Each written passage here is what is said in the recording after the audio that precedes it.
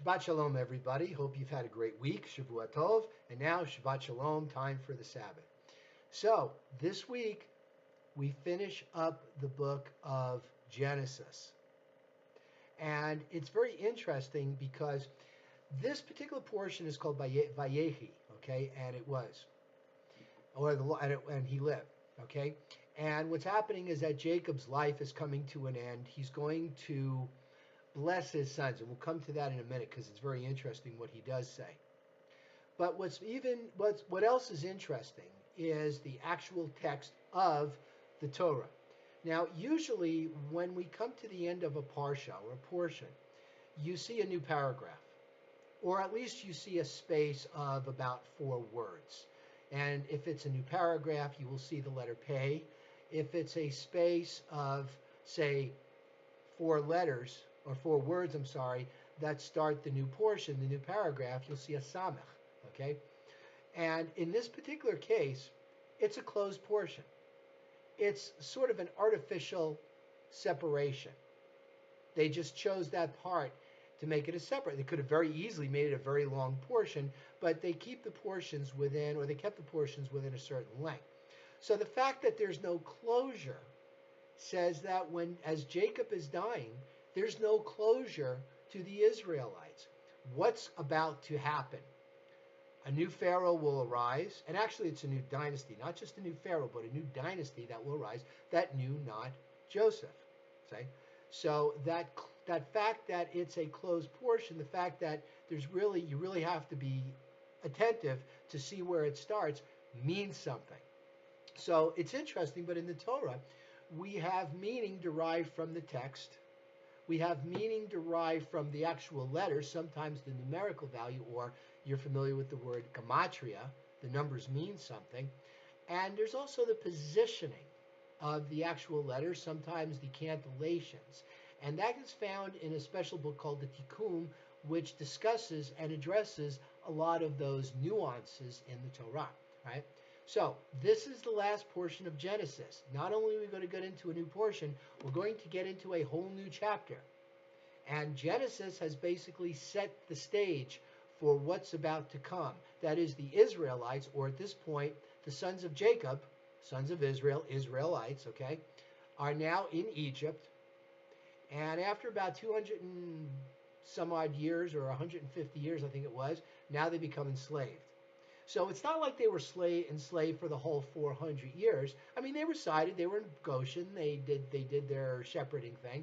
But once the new dynasty arose, now they're going to start to become enslaved. So at this point, they're still free. Jacob now is dying. He sees that he's dying, so he calls his sons together one at a time to issue blessings. So the first one, of course, is Joseph, who was the special son. He was the firstborn son of his favorite wife, and therefore the firstborn. Joseph was carried off to Egypt. He matured. He became a leader. And in raising his 2 sons, Manasseh, who was the older, and Ephraim, who was the younger, he raised them in what would eventually become Jewish morals and ethics, the one true God instead of the paganry of Egypt. And in fact, Jacob is now, upon his death, going to adopt the 2 sons of Joseph, Manasseh and Ephraim. He blesses Ephraim first. Ephraim is the younger son, and yet he blesses him in the realm of giving him, in essence, the birthright, the firstborn. And this is nothing new in Judaism, right? Because did Jacob not get the firstborn, right? Some people say he stole it, some people say he bargained it and got what he asked for, but he was the younger, and yet he carried on the birthright. Same with Moshe. Moses was the younger son of Aaron, and he became the leader. David, too. He was the youngest son of a brood of 7, and yet he became the leader. So Jacob foresees that Ephraim will be a greater people than Manasseh. So he blesses him first, puts him on his lap. That's how he adopts them.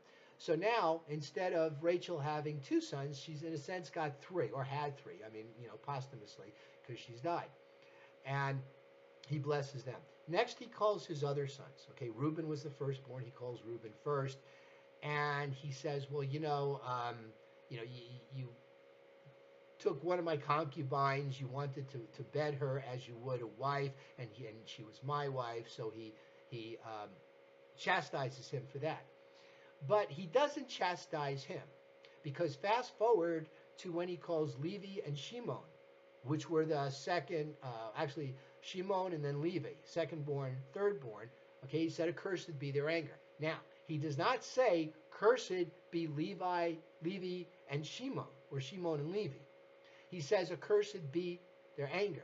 If you read the text, he doesn't curse the people, he curses their behavior, right? So there's a moral here, right? These were good people, more or less. I mean, yeah, they messed up certain times, especially getting Joseph off to slavery, selling him into slavery. But when push came to shove, when they appeared in front of the viceroy, Zappaneth-Paneah, who at that point they did not know was Joseph, they were humble. They pleaded, or they wanted to plead, for their brothers, for Shimon's release, and they wanted to plead for Benjamin when he was caught up, and they showed sympathy and love toward Jacob. So Jacob does not curse them. He curses their behavior. Now think about this. Modern psychology, what do? We say, you were a bad boy. You were a bad girl. We don't say, or the proper, and what happens to the kid? The kid's, gets this low self-esteem. Oh, I'm a bad person. And sometimes that becomes a self-fulfilling prophecy, because then they become bad people, or worse people than they could have been, because you really messed up, or you behaved this way and it was wrong, instead of saying your behavior was not appropriate. So progressively, as we've gotten more into humanistic psychology, what replaced you're a bad boy to you behaved badly? I love you, I care about you, you're a good person, but this is one instance where you did not act rightfully. Please repair your behavior and act better. And ultimately, that's kind of what Jacob is telling his sons, or some of them. Now, Judah is after Shimon and Levi, and he says, Judah's the lion's whelp. The scepter shall not depart from Judah. Judah showed royalty. He approached the viceroy. Now, that's royal behavior. The viceroy, who held life and death over them, over Shimon, who was still in prison, over Benjamin, who he had set up to look like he had stolen. The penalty was lifelong slavery. And yet Judah had the audacity, or the morality, or the ethics, however you want to, maybe it was all of it, to approach Zappaneth-Paneah, who aka Joseph, and plead for his cause, right? Nobility. And hence, one of the surviving tribes today, we get the name Judaism, is Judah, the tribe of Judah. Now, there's actually, I play with this and I have fun with people, and people say, oh, members of the tribe. Well, there's actually two tribes, Judah and Levi. The ministers, they survived too. In fact, when the kingdom was split, the 10 tribes in the north and the one or two in the south, the kingdom of Judah, there were still remnants of a few other tribes, and I believe some of those remnants were Ephraim, Benjamin, and Asher. There were some remnants because their territory came down into Jerusalem, so some of them survived too. So in a sense, there's really kind of 5 tribes that survived, or the 2 main tribes, Judah and Levi, and remnants of the other 3. So he finishes blessing all the sons in this manner. Shimon and Levi and Reuben got kind of the worst of it. Gad, Issachar, Dan. Dan was like a snake that and Dan is the symbol of justice. Samson, was like the snake that attacked the Philistines, sort of in a guerrilla warfare, and then retreated. He did this as a lone person, and he's from the tribe of Dan. So he gets finished with that. He makes Joseph promise to take him back to the cave of Machpelah, his body, and Joseph goes to Pharaoh and says, I'm accompanying my brothers, would you please let me bury my father, after the normal Egyptian period of mourning, which was just read it, forgot it, but it's something like 70 days complete. It's like 30 days or 40 days and then another 30, or some people say it's 40 and then 70, kind of the way we do Shiva for a week. Shiva means 7. Then we have the Shloshim, which is 30, which is another lesser period of mourning. And then for the year, for the other 11 months to complete the year, we do kind of the Yortzeit. We mourn, but we do it on the anniversary. All right.